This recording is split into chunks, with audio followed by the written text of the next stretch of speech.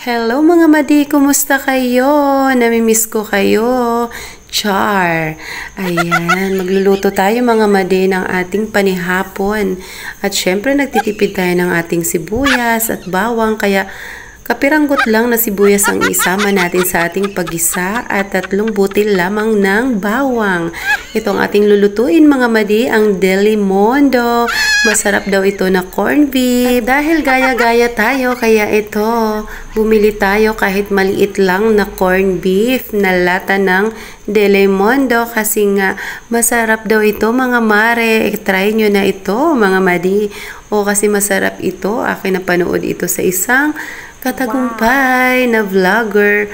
Ayan, masarap nga daw ito. Kaya sinubukan ko na kasi ito ako ay gaya-gaya lang. At dahil nga may kamahalan ng ating sibuyas at bawang ngayon, kaya ito kapiranggot lang ang ating ihalo sa ating paggisa ng ating ulam. Nagugutom na ako mga madi, kaya talagang minadali ko na ang pag-slice ng ating mga ricados para talaga naman ay maigisa na natin itong ating kinikrave na corned beef. Ayan, matitikman na natin ito ngayon mga madi, kaya masarap daw ito. Kaya susubukan na natin ito. Ayan na, bubuksan na natin ang ating corned beef mga madi para maigisa na natin ito at mailuto na natin ito. At syempre mga madi, dahil marami tayong gulay, magigisa din tayo ng gulay natin na talbos ng kamote.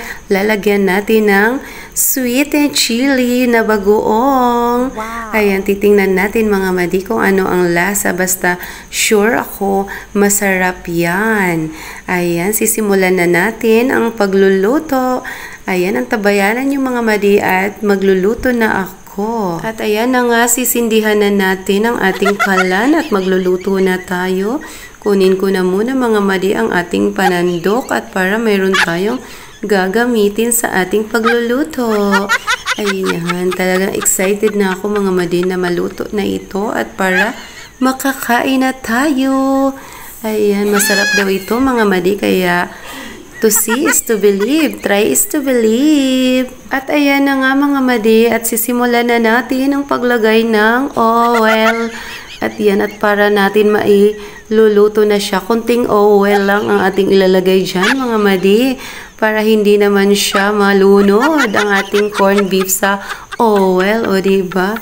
Yan, ilalagay na natin ang ating bawang at sibuyas para masimulan na masangkot siya na silang lahat.